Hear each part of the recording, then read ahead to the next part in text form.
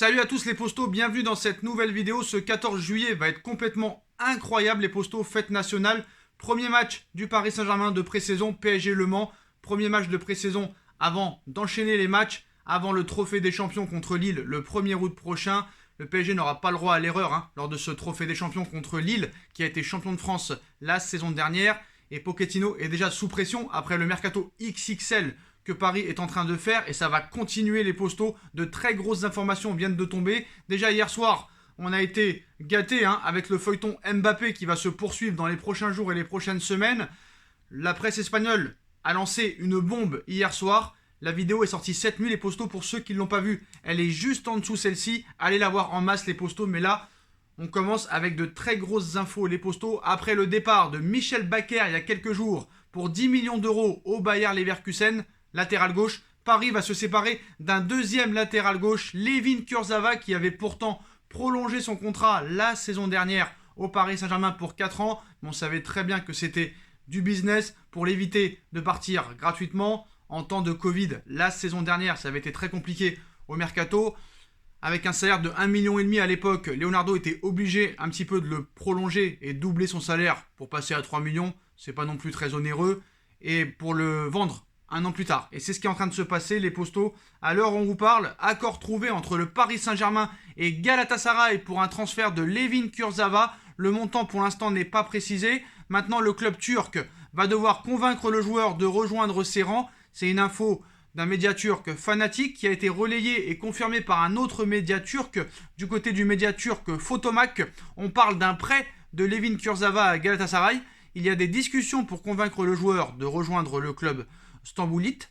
Maintenant, le média turc Hurriyet, troisième média turc, va dans le même sens. Galatasaray veut un prêt de Layvin Kurzawa. Paris voudrait une vente ou peut-être un prêt avec option d'achat obligatoire. Paris espère en tirer entre 5 et 10 millions d'euros. J'ai envie de te dire, après le départ et la vente de Michel Bakker pour 10 millions d'euros, qui pour moi était totalement un braquage, c'était un braco. Il est arrivé libre en 2019 pour 0, tu le revends 10 millions d'euros.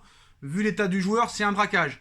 Layvin Kurzawa, lui qui est arrivé au Paris Saint-Germain en 2015 en provenance de l'AS Monaco pour 23 millions d'euros, n'a jamais réussi à s'imposer en 6 ans passés au Paris Saint-Germain. Il est temps de s'en séparer, c'est pas une vraie histoire d'amour. Et les histoires d'amour qui marchent mal, il faut vraiment séparer tout ça. Voilà les postos, Layvin Kurzawa n'a pas sa place au Paris Saint-Germain, il doit être vendu.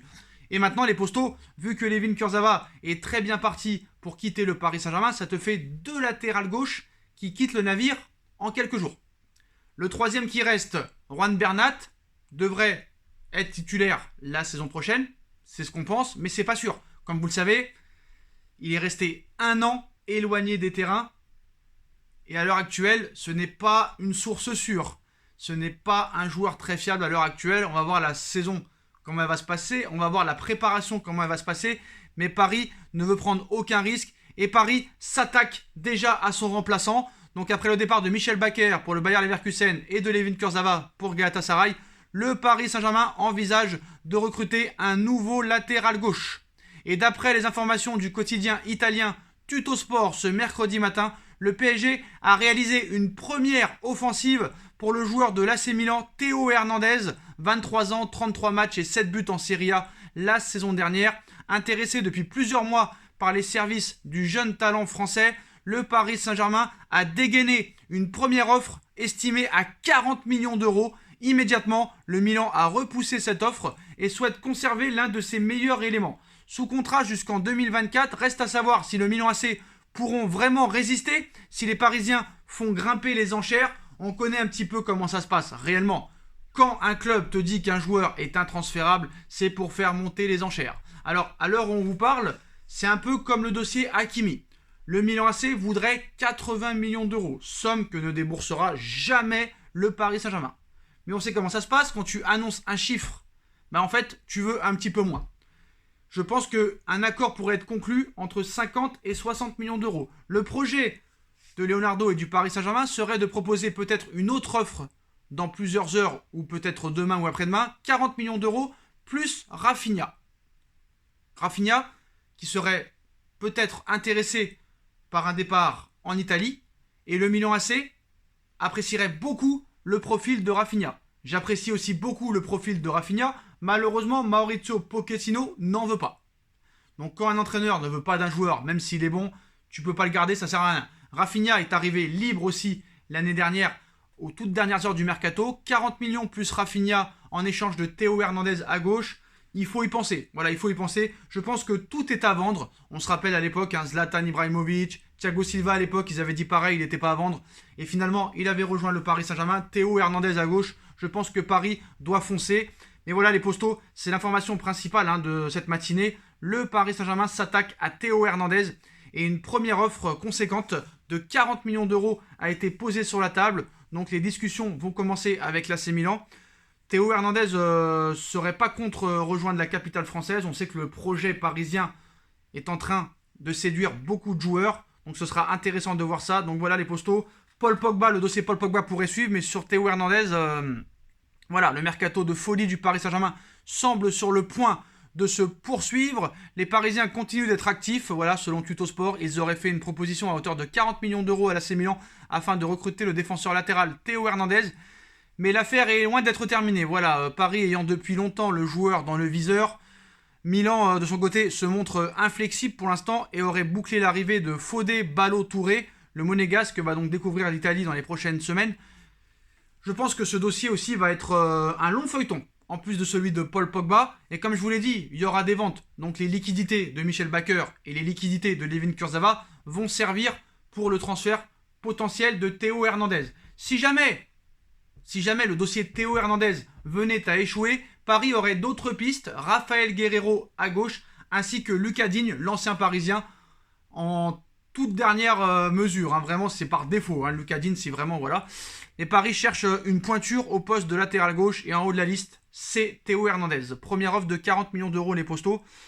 Et cette journée risque d'être complètement incroyable, les postos. L'échange entre Saul Niguez et Antoine Griezmann serait très proche de se concrétiser.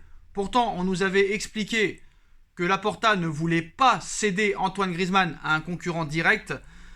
Apparemment, vu les finances du club et vu l'incapacité de Joan Laporta à prolonger Lionel Messi, le Barça n'aura pas le choix. Alors, rappelez-vous, Lionel Messi avait été problématique dans ce dossier. On sait que Léo Messi et Griezmann ne s'entendent pas très bien.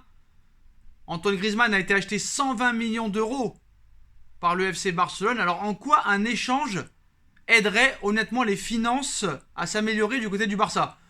Juste pour le salaire, faut pas oublier qu'apparemment Antoine Griezmann toucherait 23 millions d'euros bruts par an. Ça te ferait 46 millions d'euros d'économie sur 2 ans. Ce qui peut te permettre peut-être de prolonger Léo Messi dans les prochains jours. Rien n'est moins sûr. Maintenant, je pense que Antoine Griezmann est pour retourner à l'Atlético Madrid. Est-ce que le Barça va demander en plus une somme d'argent? On verra ça. Mais en tout cas, voilà, ça risque là aussi de s'accélérer. Donc voilà, l'échange fou entre le FC Barcelone et l'Atlético Madrid pour Saul Niguez et Antoine Griezmann avance bien. C'est chaud, honnêtement c'est chaud. Alors est-ce que le Barça fait une erreur? Très souvent les médias d'un peu partout dans le monde évoquent des opérations mercato sous forme d'échanges, un peu à la façon NBA, mais dans les faits, il y a finalement très peu d'échanges dans le football. Le FC Barcelone en avait fait un l'année dernière avec Pjanic et Arthur. Donc depuis quelques jours, les médias espagnols évoquent la possibilité de voir Antoine Griezmann revenir à l'Atlético, pendant que Saul Niguez ferait le chemin contraire, un deal qui permettrait au FC Barcelone d'alléger de façon conséquente sa masse salariale colossale et de pouvoir inscrire ses nouvelles recrues arrivées libres, et aussi peut-être d'homologuer le nouveau contrat de Léo Messi. De son côté, le vainqueur de la dernière édition de la Liga se séparerait d'un joueur qui sort d'une saison très difficile pour récupérer son ancienne star. Comme l'explique le Mundo Deportivo ce matin, les discussions entre le Barça et l'Atlético avancent bien, puisque tous deux considèrent ce deal comme extrêmement intéressant pour leur intérêt. Ils sont d'ailleurs très optimistes et sont convaincus que cet échange pourrait se produire et se faire rapidement, également car les deux joueurs ont également donné leur feu vert. Le journal précise ainsi que la bonne volonté de toutes les parties impliquées devrait faciliter cette opération pas évidente à mettre en place, même si le Barça espère récupérer un peu de cash en plus de Saul. Le Mundo rajoute que Griezmann n'a aucun doute, ce sera soit l'Atlético, soit rien. Il veut retrouver Diego Simeone et revenir à Madrid pour aussi des raisons familiales notamment. Si cet échange n'aboutit pas, il ne quittera pas Barcelone. Quant au milieu de terrain d'Atlético, l'idée de signer au Barça l'enthousiasme, bien plus que de faire ses valises pour aller jouer en Angleterre. Donc apparemment, pour prolonger Messi, il faut vendre Griezmann. Tu n'auras pas d'autre moyen. Donc voilà. Donc tant que Griezmann ne sera pas vendu ou échangé avec une petite enveloppe en plus, bah Messi ne prolongera pas au FC Barcelone. Donc voilà. Le dossier Messi dépend du dossier Griezmann apparemment. Donc voilà les postos, donc c'est chaud, hein. Honnêtement c'est chaud, le dénouement Messi approche. Alors Messi garde toujours dans un petit coin de sa tête le Paris Saint-Germain, qui n'aura aucun état d'âme à piquer Messi au FC Barcelone.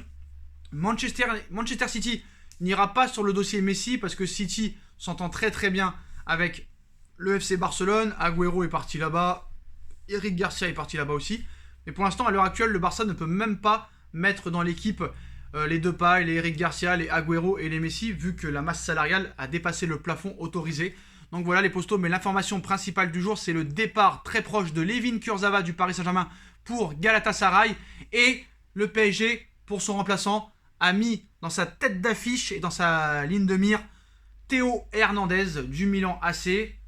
Paris a fait une première offre de 40 millions d'euros qui devrait être refusée par l'AC Milan. Paris va revenir à la charge avec la même offre, peut-être Rafinha en plus, à voir si l'AC Milan serait prêt à accepter. En tout cas les postos, dites-moi en commentaire ce que vous en pensez, je compte sur vous pour bombarder la barre de like. On like, on partage, on commente, on s'abonne, on active la petite cloche pour être tenu au courant des vidéos qui vont sortir. On me rejoint sur mes différents réseaux sociaux, sur mon Instagram SBFootNews, sur mon autre chaîne aussi YouTube SBFootNews, le lien est en bas en description. Ma cagnotte Paypal est disponible en lien en description. Merci pour les dons d'hier, vous êtes vraiment incroyables. Et puis bon match à l'heure actuelle, hein. Si vous arrivez à le voir, parce que c'est très compliqué de le voir, moi je le vois en streaming à l'heure actuelle. PSG Le Mans, on en reparlera ce soir parce que voilà, petit match amical, excusez-moi, ce sera... On verra un petit peu ça ce soir, tranquillement. Mais voilà les postos, on se retrouve très vite pour une nouvelle vidéo. Tchuss.